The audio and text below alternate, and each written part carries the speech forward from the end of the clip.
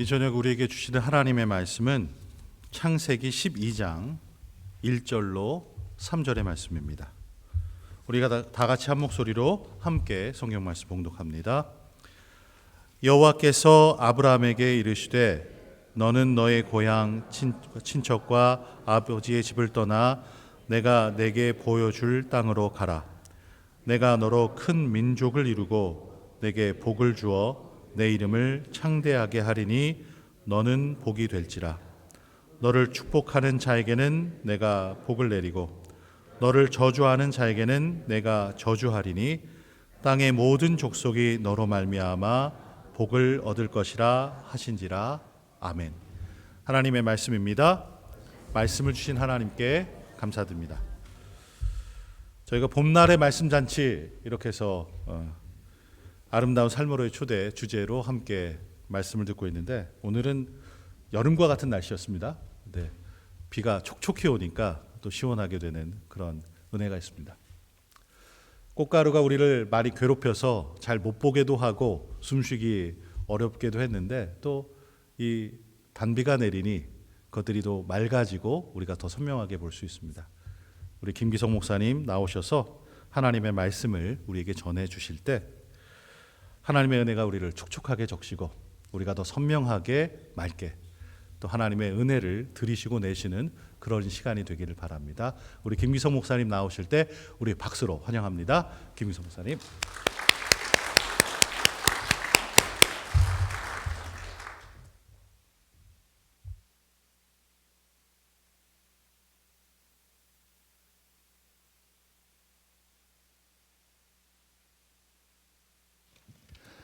주님의 평강이 이 자리에 오신 모든 분들과 함께 하시길 빕니다. 어제 우리는 하나님의 형상대로 지음을 받은 사람, 내가 하나님의 형상이라고 하는 것이 어떤 의미인지 깊이 생각을 해봤습니다. 그것은 하나의 사실에 대한 진술이기도 하지만은 하나님의 형상은 소명이기도 하다 하는 말씀을 드렸습니다. 우리를 통하여서 하나님이 살아계시다는 사실을 사람들에게 상기시키는 존재로 살아가는 것, 이것이 하나님의 형상이라고 이야기했습니다. 그런데 인간이 어느 때부터인지 하나님을 비춰내지 못하는 불투명한 존재가 되어버리고 말았습니다. 죄를 저는 그래서 그렇게 얘기했죠. 불투명하게 되는 것. 내가 투명해야 나를 통해서 사람들이 하나님을 보게 될 텐데, 내가 불투명해졌기 때문에 사람들은 나를 통해 하나님을 보지 못하게 되는 것이죠. 바로 그것이 불투명하게 만드는 것들이 죄입니다. 그 죄, 이것은 인간의 자기가 중심이 되려고 하는 욕망이 만들어낸 참극이란 말씀을 드렸습니다. 내가 중심이 되지 않으면 못 견디는 병, 이것이 모든 인간이 겪고 있는 질병 가운데 하나라고 저는 그렇게 생각을 해봅니다. 몸을 가지고 있기 때문에 모든 인간은 죄의 유혹이 없을 수 없습니다.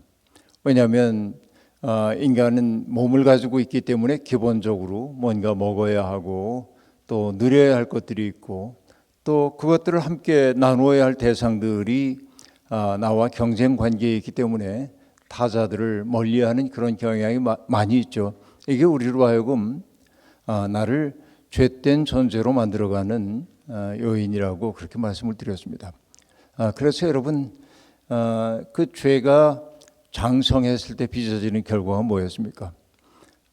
가인이 형제 아벨을 죽이는 일로 나타납니다.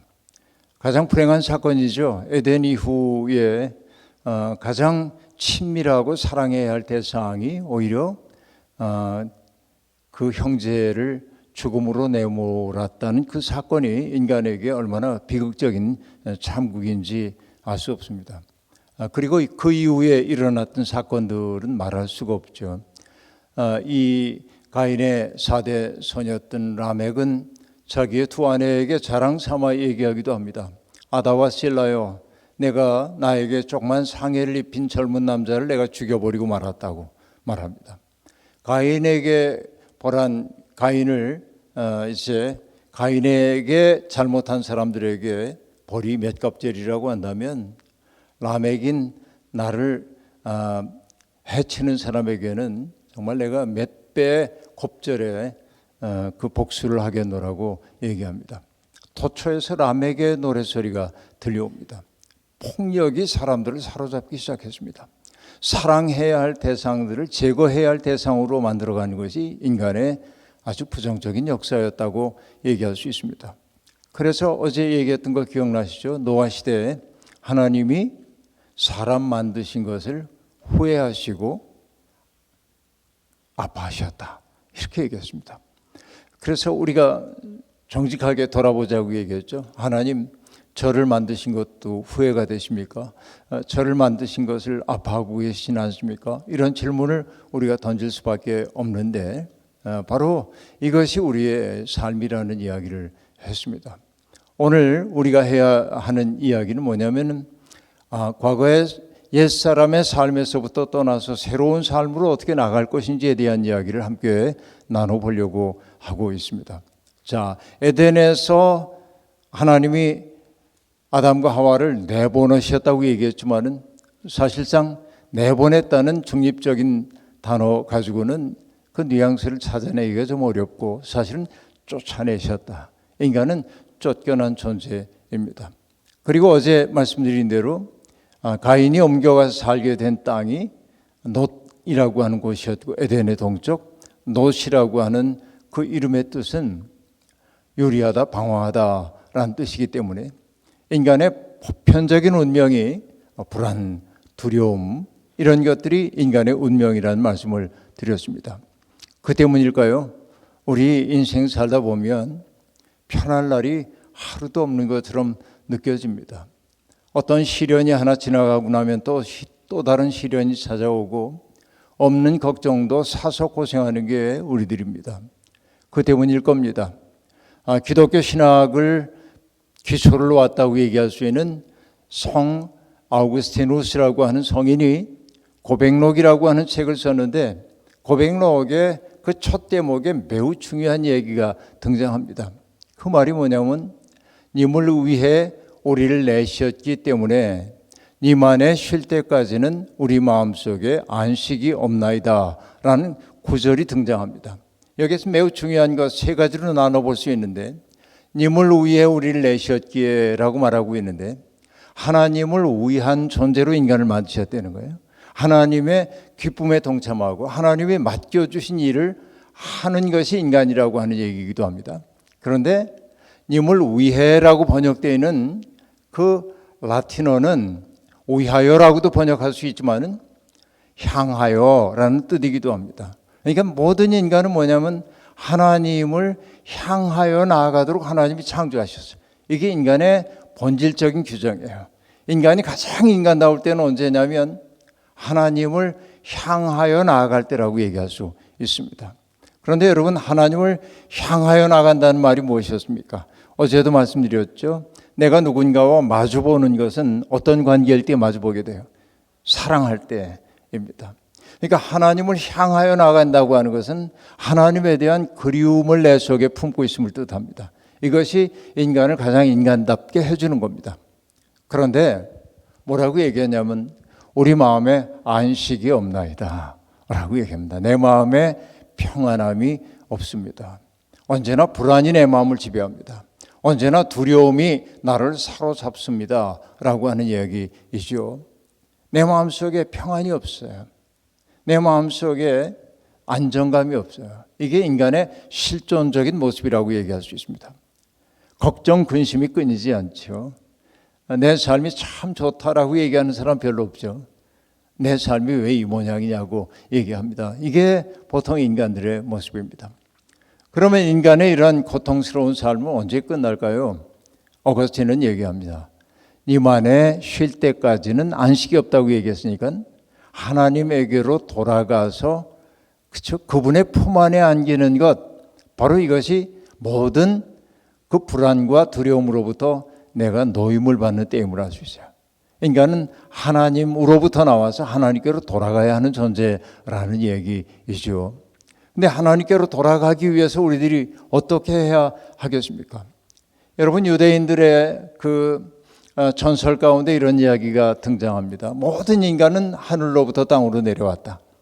그런데 사다리를 타고 내려왔다는 겁니다. 어느 날 하나님이 그 사다리를 싹 치우고 사람들에게 명령하셨습니다. 사람아, 이제 하늘로 돌아오너라. 그러자 사람들은 하늘로 가기 위해 사다리를 찾습니다. 분명히 사다리가 여기 있었는데 어디 갔지? 바라보니까 없어요. 그래서 어떤 사람은 포기해버리고 맙니다. 뭐 사다리도 없는데 어떻게 가겠어? 그러고 이 땅에 그냥 붙박혀 살려고 하는 사람들이 있습니다. 그런가 하면 어떤 사람들은 사다리는 없을는지 몰라도 하늘로 가는 길이 어디에 있을지 모른다고 맹렬하게 탐색하는 사람들도 있다는 겁니다.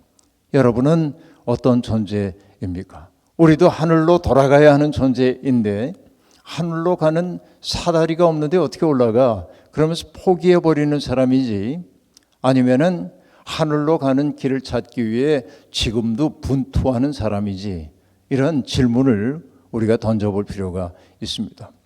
오늘 우리가 함께 나누려고 하는 이야기는 아브라함 이야기인데요. 여러분 아시다시피 아브라함은 그의 아버지 데라가 살고 있었던 갈대아 우르에서 조금 북쪽으로 올라와서 하란이라고 하는 곳에 정착하여 살고 있었습니다. 갈대아 우르라고 하는 지역과 하란이라고 하는 그 지역은 달신 숭배 지역입니다. 달을 신으로 섬겨요. 애굽이라고 하는 나라가 태양신을 섬기는 나라라고 한다면은 메소포타미아 문명권의 국가들은 달을 신으로 숭상합니다. 그래서 여러분 갈대아 우르에서는 그 달신의 이름을 난나라고 얘기했고 하란 같은 데서는 신이라고 얘기를 했는데, 그런데 이 달은 왜 숭배의 대상이 되었냐면 여러분 초승달로부터 쭉 달 모양이 커지다가 완전하게 되었다가 그리고 점점 금음달을 향해 변화되어 가고, 그렇죠?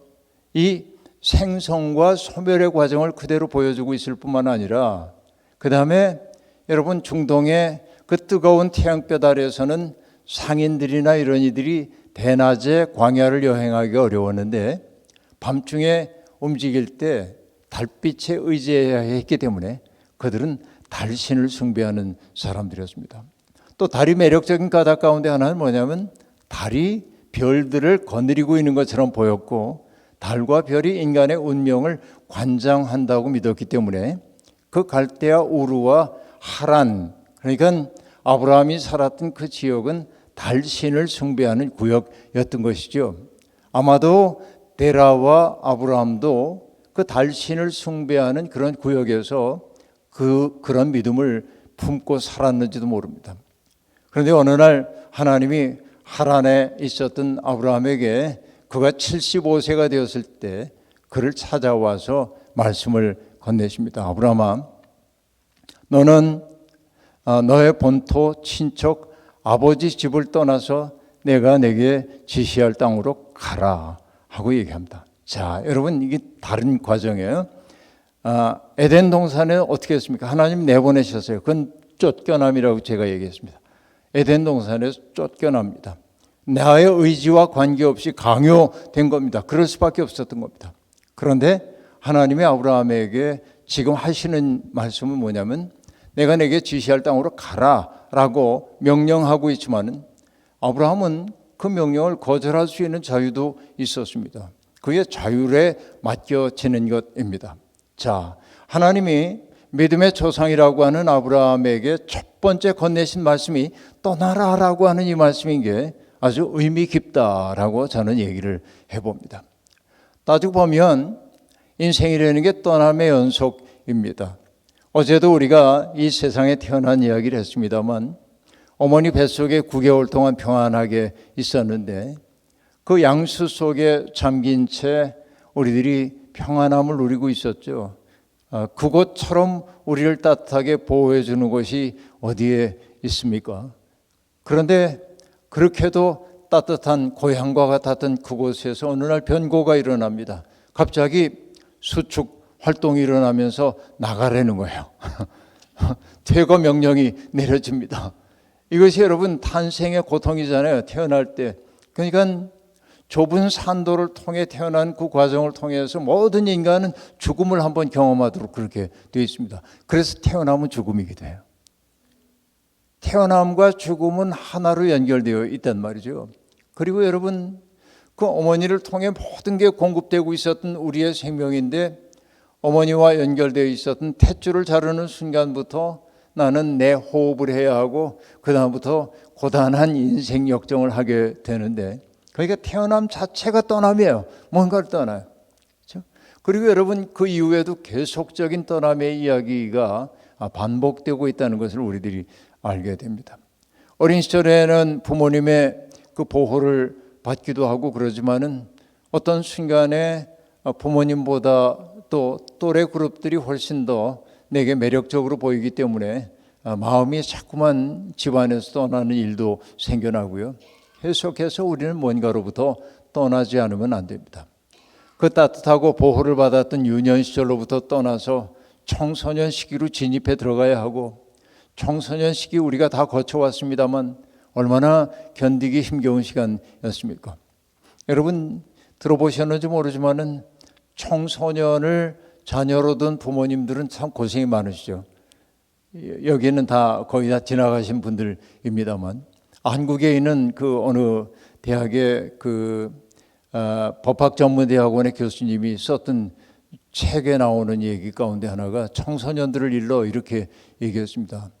정말 어릴 때 시간이 말 안 듣고 부모 속썩이고 그런 아이들이 있는데 걔들이 성인이 되면 의외로 부모에게 굉장히 잘하는 경우가 있다. 그런데 청소년 시기를 얌전하게 잘 보내고 모범적으로 보냈던 아이들이 이제 청년 시기가 돼가지고 지멋대로인 경우도 제법 많다. 그분이 뭐라고 얘기하냐면은 세상에는 비속어입니다. 지랄 총량의 법칙이 있다. 그러니까 여러분 그 얘기를 이렇게 책에 쓰인 것을 보는 순간 그거 맞는 것 같다 하는 생각을 이제 해보기도 했는데요. 그러니까 그 청소년들은 참 힘겨운 때를 보내고 있다고 얘기할 수 있습니다. 어느 날 제가 어느 신학교 가가지고 특강을 했는데 특강 끝나고 나니까 교수님이 밥을 같이 먹자고 그래서 식당에 앉아 있습니다. 근데 그분이 이제 저를 잘 아는 분이기 때문에 자기 가족 얘기를 하는데 청소년 시절을 보내고 있는 아이들 때문에 어려워하는 얘기를 하다가 이런 이야기를 들려줬습니다. 어느 날 자기가 잘 아는 의사 선생님을 만났더니 뇌 사진을 이렇게 보여주더래요. 뇌 사진을 이렇게 걸어가지고 보여주는데 두 개의 사진을 나란히 이렇게 보여주는데 형태가 보니까 비슷하더래요. 두 개가. 근데 의사 선생님 얘기가 하나는 청소년의 뇌를 찍은 겁니다. 이게 청소년의 뇌래. 그러냐고. 그리고 옆에 있는 사진은 뭔가 했더니 파충류의 뇌래요. 그게. 근데 파충류의 뇌와 청소년의 뇌 사진의 형태가 비슷해. 그러니까 이제 그 의사 선생님 얘기가 이 청소년 시기는 파충류적인 그런 마음이 아이들을 지배하고 있을 때래. 그러니까 이 교수님이 나한테 그런 얘기를, 목사님 그 얘기를 듣고 나니까요 아이들을 대하는 제 태도가 달라졌어요. 어떻게 달라졌습니까? 그러자 그분이 이렇게 얘기합니다. 애가 막 반항을 하면 속상하다가도 그래도 이 파충류가 집에 나갔다가 집으로 돌아와 줬으니 얼마나 다행인가. 그리고 막 엄마한테 대들고 그러면 화가 나다가도 그 다음에 가만히 생각해 보면 그래도 이 파충류가 내가 자는 동안 나를 잡아먹지 않으니 얼마나 고마운가. 이렇게 생각을 하니까 아이와의 관계가 한결 좋아졌다고 얘기를 합니다. 딱 그런 때가 있죠. 부모로부터 분리되는 그런 때가 있는 것인데, 근데 여러분 따지고 보면 모든 게 다 떠남의 연속입니다. 나에게 이것 없으면 내가 살 수 없을 것 같았던 나의 이념, 생각 이런 것들이 있었죠. 젊은 날 우리를 사로잡고 있었던 이념 같은 것들이 있단 말이에요. 그런데 나이 들어 보니까 그때 그거 참 소중했지만 그게 인생의 전부는 아니었어. 이걸 느끼는, 그렇죠. 어떤 사상도 똑같습니다. 이 사상 아니면 죽을 것 같았는데 시간 좀 흘러가고 보니까 그래 그것도 소중하긴 하지만 그 축구 사는 문제 아니야. 이런 거 느끼게 되잖아요. 끝없이 떠남의 연속이라고 얘기할 수 있겠습니다. 여러분, 저는 그 초등학교 4학년 때 정말 청천벽력과도 같은 소식을 들었습니다. 어머니, 아버지, 누나, 형, 학교 선생님이 저를 서울로 올라가라고 밀어낸 거예요. 제가 시골의 깡촌에 살고 있었는데 선생님이랑 이런 분들이 권유를 해서 중학교 입학시험을 서울 가서 보려면 5학년 때 올라가면 늦는다. 4학년 때 서울로 올라가라. 제가 공부를 조금 했던 모양이에요. 그러니까 선생님들이 권고를 해가지고 아버지를 설득하고 또 아버지 설득이 안 되니까 이미 결혼해서 살고 있었던 내 누나를 설득하고 이러면서 저를 보내게 만들어서 마침내 저는 그 시골 학교에서 서울로 전학을 오게 되었습니다. 근데 그때 이제 떠오르는 게 우리 학교에는 종 옛날에 치던 종이 있잖아요. 이렇게 그 155mm 포탄 잘라가지고 그걸 종으로 치고 있었습니다. 수업 시간 중에는 땡땡땡땡 종이 울렸어요. 전교생이 전부 운동장으로 나왔고 저는 선생님들이 서는 연단에 세워졌습니다. 교장 선생님하고. 선생님이 저를 소개했어요. 김기석이 이제 서울로 유학을 가는데 여러분 축하해 주길 바랍니다. 박수. 제가 그런 배움을 받고 서울로 올라왔잖아요. 근데 서울로 그냥 뭐 부모님은 시골에 계시고 사실 나를 맡아주기로 한 분이 우리 누님 매형 집에 머물기로 했어요. 거기서 머물렀습니다. 나중에는 사정이 생겨서 거기 떠날 수밖에 없게 되었는데 나의 서러운 삶이 시작된 거예요. 그때 어머니 아버지의 그 따뜻한 돌봄을 받던 아이가 서울에 올라와가지고 냉혹한 그 서울에서 살게 되는데 우리 누나 매형이 일하러 나가면은 우리가 전세 들어 살고 있었던 집주인 아주머니가 나한테 은근히 이렇게 얘기합니다. 야, 너 시골에 살아가지고 나무 잘 타지? 예. 왜냐면 뭐 작쟁이도 꺾어야 하고 솔방울도 따야 되고 그래서 늘 나무 올라다니고 이제 그랬으니까. 근데 그분이 내게 그렇게 얘기한 까닭이 뭐냐면 집에 우물이 있었는데 옛날 여러분 60년대에 서울에는 우물물 먹는 집도 제법 있었는데 그 우물에다 뭘 빠뜨린 거예요. 이렇게 저를 그 우물에 내려가가지고 그것 좀 주워다 달라고. 그래서 저는 정말 타잔처럼 우물 벽을 이렇게 밀면서 우물에 들어가서 건져다 주기도 하고. 여러분 이거 인권유린 아닙니까? 요즘으로 얘기하면 그 어린 것을 정말 이런 일들을 비일비재하게 겪게 되고 나중에는 뭐 누님 집을 떠나가지고 자취 생활을 할 수밖에 없는데 그러니까 참 고통스럽죠. 돌봐줄 사람이 없는데 제일 힘겨운 거 뭐냐면 연탄가스 맞는 거였습니다. 그때 집이 갈라진 틈은 왜 그렇게 많았으며 그죠? 그러니까 연탄가스 맞고 그러면은 이게 세상이 도는데 어지러운 게 세상이 이렇게 측면으로 돌거든요. 막 가만히 있어도 막 쏠려 내려갈 것 같고 죽을 것 같은 그런 고통들을 아무도 돌봐주는 사람이 없기 때문에 홀로 견뎌야 했고 이게 이제 내가 취약해졌던 경험입니다.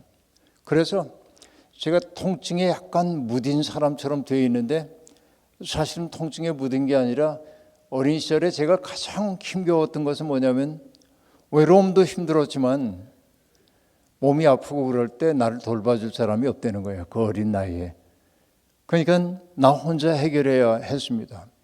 어린 시절부터 내가 했던 이야기는 이런 거였어요. 예를 들면 뭐 머리가 아프다고 그러면은 내가 질문하는 거야.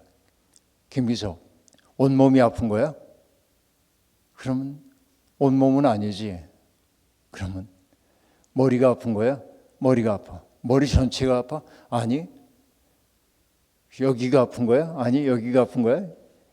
이렇게 해가면서 고통을 국소화하고 끝까지 고통의 자리까지 끝까지 나를 객관화해서 바라보고 그리고 바로 그 지점이라고 느껴질 때 나 스스로가 던졌던 질문이 뭐냐면 김기석, 이게 내가 견딜 수 있는 마지막 고통이야? 그때마다 저는 오만한 목소리로 스스로에게 얘기했어요. 아니, 난 더 견딜 수 있어. 그러니까 이게 이제 제 인생의 습관이 됐어요. 어린 시절부터. 그러니까 웬만한 어려움, 고통 같은 게 있어도 저는 별로 신음하거나 엄살하거나 그러지 않습니다. 왜? 어린 시절에 너무 겪었거든요. 그리고 뭐 그 자취생활하고 있는 방에 어떠다 친구가 찾아와서 깔깔거리고 웃고 그러면은 그 주인집 아저씨가 놓고는 물론 없죠. 장지문인데 장지문 벌컥 열고 이 촌놈 시골로 보내버릴까 왜 이렇게 떠들어 뭐 이런 서름. 눈물이 얼마나 나는지 몰라요. 아무도 날 위로해 주지 못하는 거인 거죠. 그때 이제 제 마음속에 작정하게 울지 않으리라. 나는 지치지 않는다, 울지 않는다 이렇게 생각을 하곤 했습니다. 이런 그 마음을 품고 살다 보니까 웬만한 어려움이 와도 잘 태클하고 잘 넘어가는데 그러다 보니까 목회자로서 약간 결격사항이 제게 있어요. 어떤 결격사항이냐면 목사님 너무 힘들어요 그러고 와서 얘기하면 가만히 들어보면 뭘 그 정도 가지고 그래? 그런 생각이 있는 거예요. 그러니까 물론 이제 그 정말 어려운 분들을 보면은 같이 기도하고 마음 아파하고 이러긴 하지만 습관성 칭얼거림에 빠져 있는 분도 있거든요. 그런 이들을 보면 전 잘 위로가 안 돼요. 이게 이제 제 버릇 가운데 하나이기도 합니다. 뭐 그 정도면 견딜만 한데 여러분 제가 담임 목사 되기 전에 우리 교회 담임 목사였던 목사님은 40살에 결혼을 하셨는데 총각 시절에 시골에서 목회하고 그럴 때 시골에 총각 전도사에게 와서 신세한탄하는 분들이 많이 있잖아요. 그럼 마주 앉아가지고 얘기를 들어요. 이렇게 사택에서. 근데 얘기가 너무 길어지면 그 목사님이 그랬대. 옆으로 이렇게 돌아앉기 시작해. 이렇게 이렇게 온몸으로 거부하는 거야. 이렇게. 그러다가 이제 마침내 그분이 부탁을 하는 거야. 목사님 기도해 주세요. 그러면은 저 같으면 예 기도하시죠. 그리고 기도했을 텐데 그 목사님은 저보다 마음이 더 굳어요. 주기도문 하시오. 그리고 그러셨다는 얘기를 자주 듣기도 했습니다. 근데 여러분 제가 이 얘기 들은 까닭이 뭐냐면 떠난다고 하는 것, 내게 익숙하던 세계를 떠난다고 하는 것은 간단한 문제가 아닙니다. 한마디로 떠난다고 하는 것은 뭐냐면 취약해진다. 나를 보호해 줄 수 있는 울타리가 사라진 것이다 하는 얘기입니다. 그런데 여러분 제가 이 얘기 하고 있지만 바로 이 자리에 있는 바로 여러분들이야말로 떠남을 진하게 경험한 분들 아닙니까? 그죠? 고향을 떠나오고 이곳에 정착 생활을 하고 그랬단 말이에요. 여러분 제가 그 이탈리아의 아시시라고 하는 곳에 가서 아시시 수도원에 아시시 수도 수사의 그 안내를 따라서 관광객이 들어갈 수 없는 수도원의 내부에 들어가서 머물기도 하고 이야기도 함께 나눈 적이 있습니다.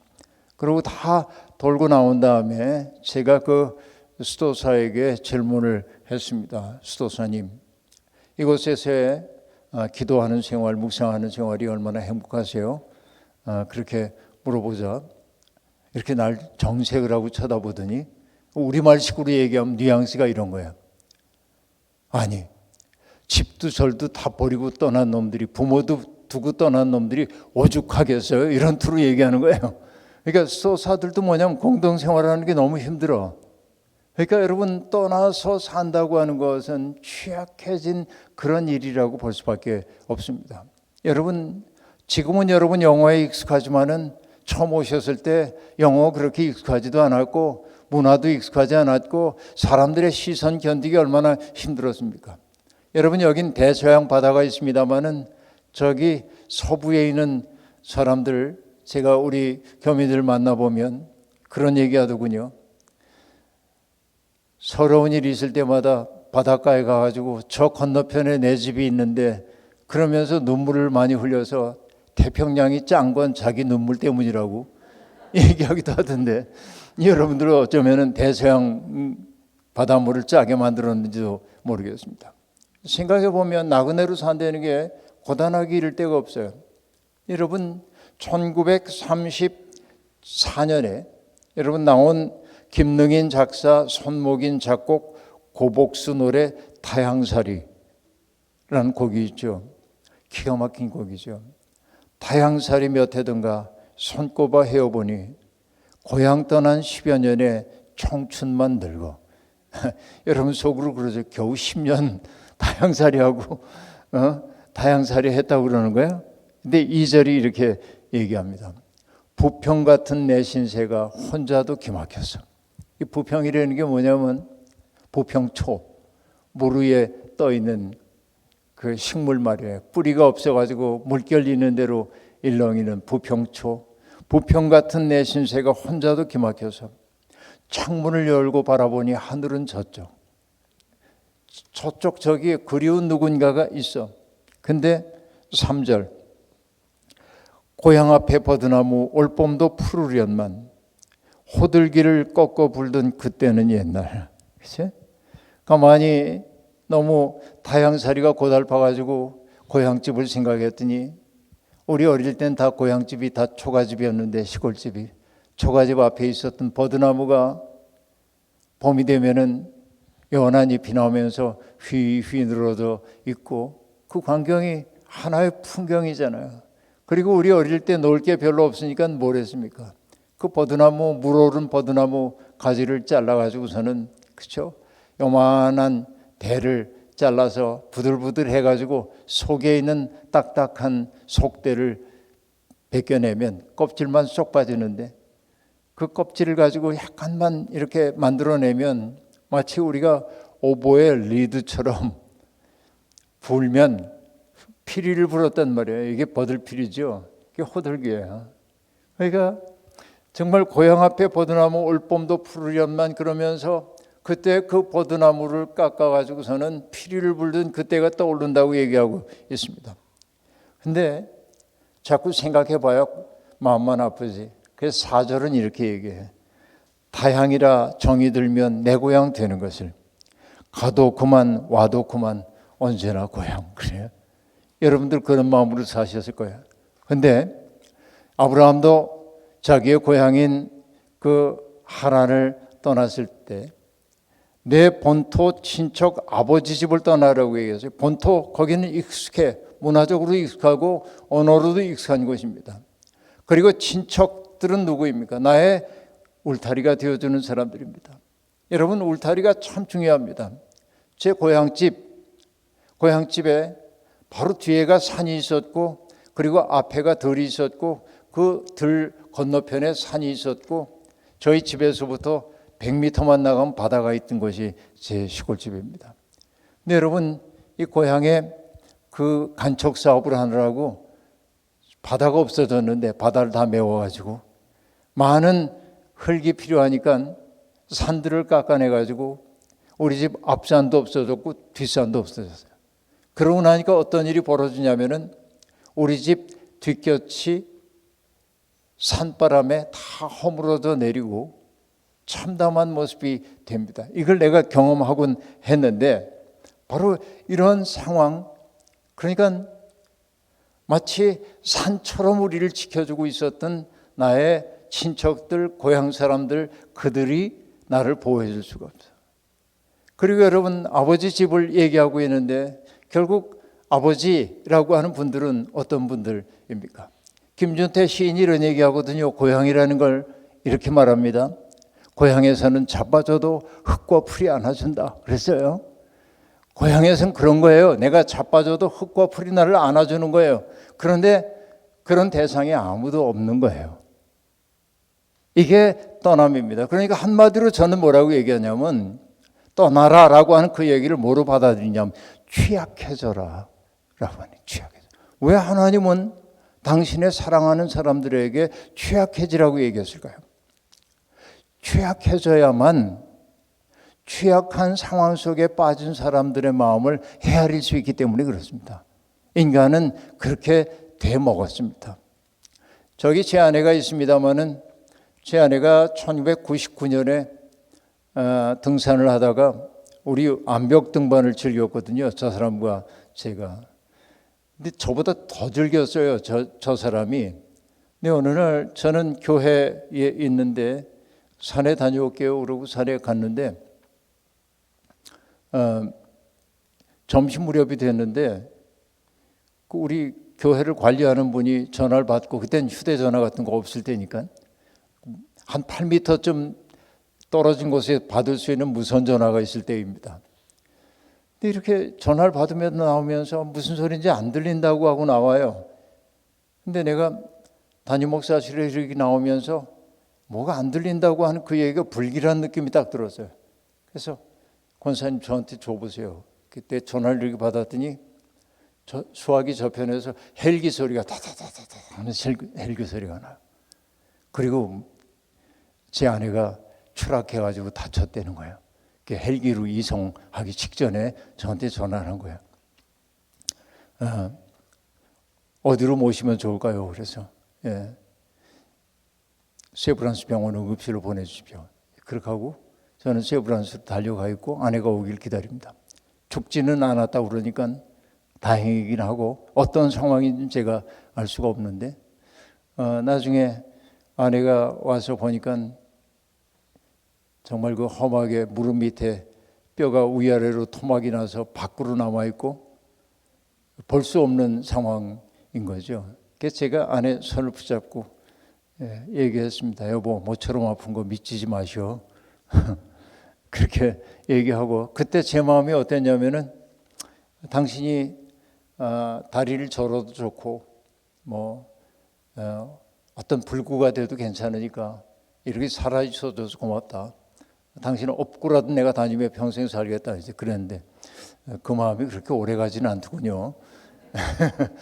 안 다쳤더라면 얼마나 좋을까. 이제 왜냐하면 날씬하고 그러던 사람인데 이제 그 다리가 그러니까 점점 힘들어지고 이제 그러긴 했는데, 제가 이제 그 말씀 드린 까닭이 뭐냐면 아내가 모처럼 아픈데 내가 목회 일이 바쁘긴 하지만은 간병이 내게 맡겨두기가 싫었어요.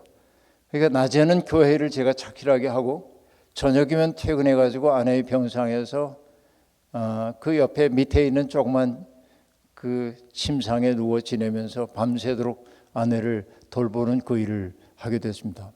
참 고달파요. 조금 자려고 그러면은 와가지고 피 뽑는다고 하고 혈압 재고가고 약 진통제 넣는다고 그러고 잠을 잘 수가 없어요. 그렇게 지내다 보니까 내가 뭘 알게 됐냐면 병원에서 투병 생활하는 환자들도 힘들지만 그렇죠? 환자는 오로지 자기에게만 집중하면 돼요. 더 힘든 건 누구냐면 간병하는 사람들이 더 힘들어. 왜? 바깥일도 해야 되지, 여기도 돌봐야 되지, 정말 해야 할 일이 많아요. 그러니까 그때부터 여러분, 제가 병원 신방을 가면 환자들의 회복을 위한 기도도 하지만 그 못지않은 비중으로 하는 게 간병하는 이들 지치지 않게 해달라는 기도. 그 기도 하지 않을 수 없어요. 제가 언제 그걸 알아내면 아내가 어려움을 겪는 일을 보고 나니까 비로소 알게 됐어요. 그게 무슨 얘기입니까? 취약해져 봐야 취약한 자의 어려움을 안다, 그런 얘기죠. 그래서 하나님이 복을 주실 때 맨 먼저 주시는 복이 뭐냐면 내가 원하는 것 주시지 않아요. 나를 어려움 속으로 데리고 가, 나의 마음을 키우기 위해서. 그리고 여러분, 하나님이 아브라함에게 떠나라고 얘기하시면서 복을 주시겠다고 얘기하고 있는데 내가 내게 복을 줄 거야 라고 말하면서 몇 가지 복을 얘기하는데 그 복이 여러분 히브리어로 바락이라고 하는 단어인데, 바락이라는 단어인데 그것은 완제품으로서의 복이 아니에요. 하나님 제게 복을 주세요라고 얘기할 때 우리는 완제품으로서의 복을 받기를 원합니다. 하나님이 내게 다 떠먹여 주시기를 원합니다. 근데 그 바라크라고 하는 단어, 그 단어는 완제품이라기보다는 그것을 해낼 수 있는 능력인 경우가 더 많습니다. 하나님이 우리에게 복을 주실 때 내가 원하는 것을 그대로 갖다 주시기보다는 내가 원하는 것을 이루어낼 수 있는 가능성을 우리에게 주셔요. 왜? 하나님은 우리가 그 가능성을 가지고 주체적으로 내 인생을 살아가기를 원하시기 때문에 그렇습니다. 그러니까 여러분, 많은 사람들이 이미 하나님이 복을 많이 주셨는데도 불구하고 하나님이 내게 복을 안 주신다고 얘기하는 경우가 있어요. 그건 뭐냐? 이미 받은 복을 복으로 여기지 않는 상황이라고 얘기할 수 있어요. 그러니까 이 자리에 계신 여러분들도 정말 많은 복을 받았다고 저는 얘기할 수 있습니다. 근데 여러분, 아브라함에게 주신 하나님의 약속, 복을 주신다고 얘기할 때 그 첫 번째 복이 뭐냐면 내가 너로 하여금 큰 민족을 이루게 하겠다 하는 복을 약속해 주고 있습니다. 그래서 내 이름을 크게 떨치게 될 거다라고 말합니다. 여러분, 아브라함에게 큰 민족을 이루게 하겠다고 얘기합니다. 근데 아시다시피 이때까지 아브라함에게는 자식이 없었습니다. 근데 하나님이 약속으로서의 복을 주신 겁니다. 그런데 이 내용은 조금 신학적인 내용이긴 하지만 그래서 조금 이해하기 여러분 어려울 수도 있지만 그저 귀 있는 분은 들으십시오 하는 마음으로 하자고 한다면 사실 아브라함의 이 이야기, 창세기 12장의 이야기, 내가 너로 하여금 큰 민족을 이루게 하겠다, 내 이름을 크게 떨치게 하겠다, 이 이야기가 기록된 때는 언제냐면 다윗 솔로몬 시대입니다. 그러니까 다윗 솔로몬 시대는 이스라엘의 전성기예요. 이스라엘 사람들은 그때를 자기 민족이 가장 큰 민족이었다고 생각할 때입니다. 그러니까 바로 그때 이 성서를 기록한 사람이 모든 이스라엘 사람들이 믿음의 조상으로 여기고 있는 아브라함 이야기를 하면서 내가 너에게 복을 주어서 큰 민족을 이루게 하겠고 내 이름을 민족 앞에 크게 떨치게 하겠다라고 얘기를 했다고 기록한 까닭은 뭡니까? 다윗과 솔로몬이라고 하는 사람이 정치를 잘해가지고 오늘 이런 게 이루어진 게 아니라 하나님이 약속하신 바를 우리에게 이루어 주셨다는 사실을 상기시키기 위한 거예요. 이게 이제 이 내용 가운데 하나라고 굉장히 중요한 겁니다. 이게 그런 거예요. 그러니까 다윗 솔로몬 시대에 그들을 그 왕으로서의 지도자인 다윗을 굉장히 높이고 솔로몬을 높이고 이분들 덕분에 우리가 이럴 게 아니라 그 모든 것들을 가능하게 하신 분이 누구라는 거예요? 하나님. 하나님의 약속이 이렇게 이루어진 것이다 하는 메시지를 주기 위해서 너로 하여금 큰 민족을 이루게 하겠다라고 얘기했고, 두 번째는 이렇게 얘기합니다. 보호에 대한 약속을 들려주고 있는데요. 너를 축복하는 사람에게는 내가 복을 베풀고 너를 저주하는 사람에게는 내가 저주를 내릴 것이다 라고 얘기하고 있습니다. 그러니까 여러분, 내가 너와 함께 할 거야. 내가 너를 보호해 줄 거야. 아브라함, 나는 너의 방패야 하고 얘기합니다. 따지고 보면 여러분, 아브라함의 인생에 위험했던 고비가 왜 없었겠습니까? 그러나 돌이켜 생각해 보면 하나님이 그를 지키고 있어서를 우리가 알 수 있습니다. 나중에 나오는 얘기이겠습니다만은 출애굽기에 보면은 여러분 금송아지 사건 이후에 하나님이 이스라엘 백성에게 염증이 나가지고 난 얘네들하고 동행 안 할 거야 라고 화를 내십니다. 모세가 하나님 그러면 안 됩니다. 우리하고 함께 가셔야 돼. 강청을 합니다. 그러자 하나님이 그래. 그럼 내가 너희와 함께 가지. 근데 모세가 하나님의 그 약속이 믿었게 여겨지지 않습니다. 그래서 뭐라고 말하냐면 하나님 당신의 모습을 볼 수 있게 해 주십시오. 그러자 하나님이 좀 난색을 표하다가 말씀하십니다. 나를 본 자는 죽는데 그러다가 어떻게 하셨어요? 모세를 바위 위에 세우셨다가 그를 바위 틈 움푹 파진 곳에 밀어놓고 하나님이 손으로 그의 눈을 가리시고 지나가시고 손을 떼어요. 그러자 모세가 뭘 봤습니까? 하나님의 뒷모습을 본 거죠. 그렇죠? 그렇게 얘기합니다. 그럼 여러분 모세가 보았다고 하는 하나님의 뒷모습이 뭐겠습니까? 이 뒤통수예요? 이걸 본 거예요? 근데 따지고 보면 여러분 인생은 언제나 뒷모습을 봅니다. 옷자락을 볼 뿐입니다. 때때로. 자, 어떤 얘기냐면 이런 거예요. 내 인생이 너무 고달팠던 때가 있었어요. 그래서 하나님 앞에 절박하게 하나님 도와주세요 라고 했는데 하나님 무정하게 나 도와주시지 않은 것처럼 보여요. 근데 먼 훗날 지나가서 돌이켜 생각해 보니까 하나님이 은혜로 나를 안고 계셨음을 뒤늦게 깨닫곤 해. 그래서 여러분, 어느 목사님은 책을 쓰셨는데 그 책 제목이 뭐냐면 돌아보니 발자국마다 은총이었네. 그러니까 여러분, 하나님의 은혜가 내 앞에 다가오고 있을 땐 그걸 은혜로 인식하지 못할 때가 많아요. 근데 지나놓고 생각해 보니까 하나님의 은혜가 그때 나를 보호했다고 하는 사실을 알게 돼. 저도 그래요. 저도 제 인생을 돌이켜보면 내가 뭔가를 선택하고 의지적으로 선택해서 이렇게 걸어왔다고 생각하지만 목회자로 살아온 지난 44년 돌이켜서 생각해 보면 하나님이 나를 이렇게 데려오신 걸 알게 돼. 돌아가신 함석권 선생님은 그래서 당신의 인생을 뭐라고 얘기했냐면 하나님의 발길에 채여서 여기까지 왔다. 내가 선택한 줄 알았는데 그분이 나를 이끌고 계셔서 그걸 사후적으로 알게 돼. 그게 바로 뭐냐면 하나님의 뒷모습이에요. 여러분, 지금 이 자리에 이렇게 서 계시잖아요. 온갖 서러운 일들 겪으며 살았는데 눈물도 많이 흘렸죠. 절망의 벼랑 끝에 몰린 적도 있었죠. 그런데 이 자리에 계시잖아요. 뭐 때문인지 아십니까? 그 어지러운 시면의 유혹을 이기도록 하나님이 여러분 손 붙잡고 계셨다고요. 하나님이 여러분 그렇게 지켜내고 계셨다고요. 그때 하나님 안 계신 것 같았지만 하나님이 여러분에게 다가가셔서 설당이 되어주셨고 다시 시작할 수 있는 용기를 주셨다고요. 이게 바로 뭡니까? 보호에 대한 약속이에요. 그러니까 하나님은 여러분에게 축복하는 자에게 복을 주시고 너를 저주하는 자에게 저주할 거라고 얘기하시므로 아브라함의 마음속에 뭐가 있어요? 든든함이 있었다는 얘기죠. 여러분, 조금 전에 제가 제 전임자인 담임 목사님 얘기를 했습니다만 그 목사님 개성분이신데요.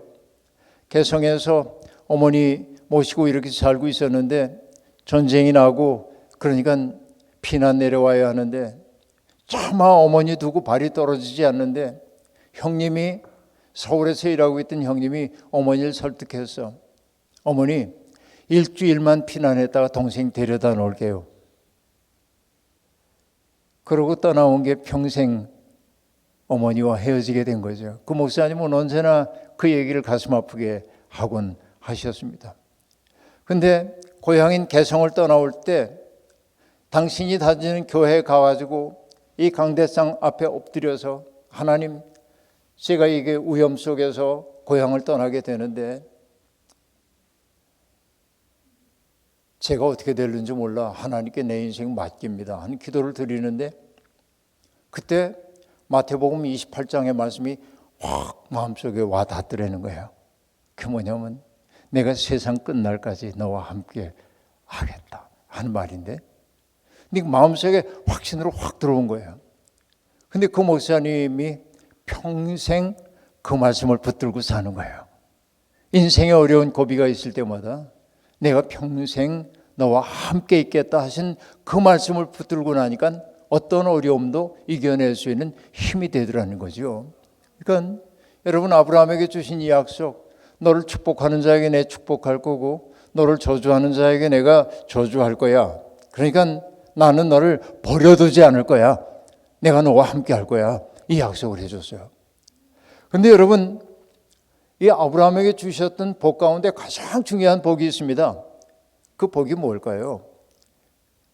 땅에 사는 모든 민족이 너로 말미암아 복을 받을 것이라고. 제가 얼핏 어디서 봤는데 여기 있나요? 여기 있나? 어디 있지? 이 교회 와서 본 거예요. Blessed to be a blessing 이런 단어를 적어 놓으셨더라고요. 어딘가에. 그러니까 누군가에게 blessing이 되는 복이야 이게. 누군가에게 내가 복이 되는 복이에요. 하나님이 주신 복 가운데 가장 귀한 거예요. 그러니까 여러분, 신앙생활이란 어떤 것입니까? 하나님으로부터 흘러온 복이 나를 통하여 타자에게 흘러가도록 하는 것처럼 큰 복이 어디 있어요? 우리 인생에 꿈이 있다고 한다면 뭐가 되어야 합니까? To be a blessing이죠. 내가 복이 되는 거야, 누군가에게. 나 때문에 누가 행복해져야 하고 나 때문에 누가 맑아져야 하는 거예요. 그래서 저는 늘 얘기합니다. 기독교인들은 맑아야 돼요. 여러분, 제가 어느 곳에 가든지 인용하는 시가 하나 있는데 정현종 선생님의 비스듬이라고 하는 시인데, 세상 모든 게 다 그래요. 어디 기대지 않고 살 수 있나요? 이렇게 시작됩니다. 여러분 다 기대고 사는 거예요. 아까도 어느 분하고 얘기할 때 사람 인자에 대한 얘기했는데 기대고 있는 모양, 그 얘기했는데 그래요. 여러분, 우리 젊었을 때만 해도 나이가 많은 70이 넘은 어른들이 손을 잡고 거리를 걷는 걸 보면 저분들은 참 다정하고 좋으시네. 저 연세대도록 저렇게 정이 깊으시단 말이야. 젊었을 땐 몰랐습니다. 왜 손잡고 다니는지. 왜 손잡고 다니는지 알잖아요. 노인들은 넘어질까 봐 그래요. 저도 아내하고 어디 가다 보면 가파른 길 가면 저 사람이 아까 얘기한 대로 발을 험하게 다쳤기 때문에 지금 다리를 약간 이제 이게 이물롭지 않기 때문에 굽혀지지 않기 때문에 약간 절어요. 그러면 언제나 손을 잡고 이렇게 잡아당깁니다. 그 아내에게 제가 농담처럼 얘기합니다. 아내 손잡고 계단을 올라갈 때마다 찬송가를 불러요. 무거운 짐을 나 홀로 지고. 그러면 저 사람 저를 한 대 때리죠. 그러고 나는데요. 근데 이게 뭐냐면 서로 의지가 돼주는 거죠. 애기들 손잡고 걷는, 아장아장 걷는 아이들 손잡고 있는 모습이 얼마나 예쁩니까? 그래요. 우리 어디 기대지 않고 살 수 있나요? 시인은 말합니다. 저 공기를 비스듬히 기대고 있는 나무를 보세요. 나무가 공기 중에 솟아오른다고 표현 안 하고 시인답게 공기를 기대고 있대요, 비스듬히. 그리고 말합니다. 우리는 기대는 게 많은데 기대는 게 맑기도 하고 흐리기도 하니 우리 또한 맑기도 하고 흐리기도 하지요 라고 말하는데, 이 얘기를 제 식대로 얘기하면 이런 겁니다. 내가 기대는 게 맑으면 나 또한 맑아지고, 내가 기대는 게 흐리면 나 또한 흐려질 수밖에 없죠. 어떤 얘기냐면 내가 슬픈 사람과 이렇게 기대해 있으면 나도 슬퍼지고요. 기쁜 사람과 기대고 있으면 나도 기뻐지고요. 제 욕심만 차리는 사람과 잇대어 살다 보면 나도 내 욕심과 살게 되고요. 누군가에게 뭔가를 주고 싶은 마음 한없어서 언제나 타자들을 사랑으로 대하는 사람 기대고 살다 보면 나 또한 그렇게 닮게 되고요. 그럼 여러분, 가장 큰 이웃사랑이라는 게 무엇이겠어요? 내가 뭔가를 하는 게 아니에요. 먼저 뭡니까? 내가 맑아지는 데 있어요. 내가 깨끗해지는 거예요. 내가 좋은 사람 되는 거예요. 그래야 다른 사람이 나와 만났을 때 나를 통해 맑아지기 때문에 그래요. 나를 통해 깨끗해지기 때문에 그래요. 이게 뭐냐면 블레싱이 되는 거예요. 그러니까 너로 말미암아 복을 받게 될 거다라고 말합니다. 자, 하나님이 우리로 하여금 익숙한 세계를 떠나라고 하는 것은 뭐냐면 그 세계를 떠나봐야 내가 얼마나 취약한 존재인지, 누군가의 도움과 사랑 없이는 살아갈 수 없는 사람인 걸 내가 알게 될 거야. 그러니까 내가 받았던 사랑을 돌려주며 살아. 이게 떠나라고 하시는 하나님의 명령의 뜻이라고 볼 수 있겠습니다. 아브라함은 믿음의 조상이 되기 위해서 해야 했던 일은 떠나는 일이었고, 익숙한 세계를, 그리고 오늘 얘기하지는 않았습니다마는 자기에게 가장 소중한 것을 바치라 할 때 두렵고 떨리는 마음으로 자기의 하나밖에 없는 아들 이삭을 바치려고 했던 것도, 자기가 애집하고 있는 것들을 내 것이 아니라고 놓을 수 있는 준비가 될 때 그는 비로소 복을 매게 하는 사람이 될 수 있었던 것이죠. 저는 이 시간에 여러분들에게 부탁을 드립니다. 여러분이 맑아져야 여러분 주변이 맑아집니다. 여러분이 환해져야 여러분 주변을 환하게 만들 수 있습니다. 여러분이 따뜻해야 주변을 따뜻하게 만들 수 있습니다. 주께서 우리를 불러주신 까닭이 뭘까요? 이렇게 차가운 세상을 봄날처럼 만들려는 거 아닙니까?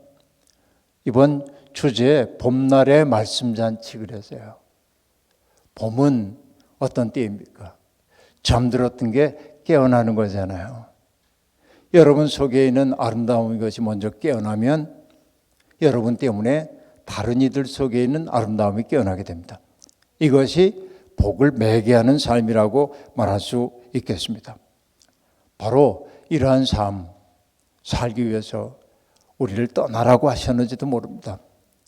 내게 익숙한 세계, 난 이미 한번 떠나왔으니까 끝 그러지 말고 내게 익숙한 세계, 내 확신 이거로부터 자꾸만 벗어나서 다른 사람을 이해하기 위해 마음을 열고 그에게 다가가는 것, 이런 일이 바로 창세기 12장을 바로 읽는 일입니다.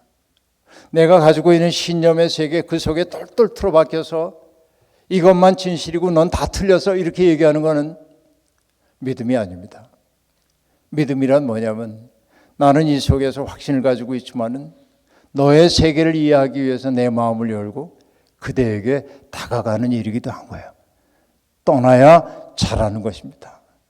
여러분, 복이 여기 세 가지가 있다고 말씀을 드렸어요. 첫 번째는 큰 민족이 되게 하겠다. 그렇죠? 이거 두 번째는 너를 축복하는 사람에게 내가 축복하고 너를 저주하는 사람에게 내가 너를 저주할 거야. 난 너를 보호할 거야. 아브라함아, 나는 너의 뭡니까? 방패. 방패야. 여러분도 방패 대신 주님이 여러분과 함께 오셨어요. 그리고 마지막 복 뭐였습니까? 복의 매개가 되는 복. 나를 통해 하나님의 은혜가 타자들에게 흘러가도록 하는 그 복이야말로 가장 귀한 복이라고 말씀드렸습니다.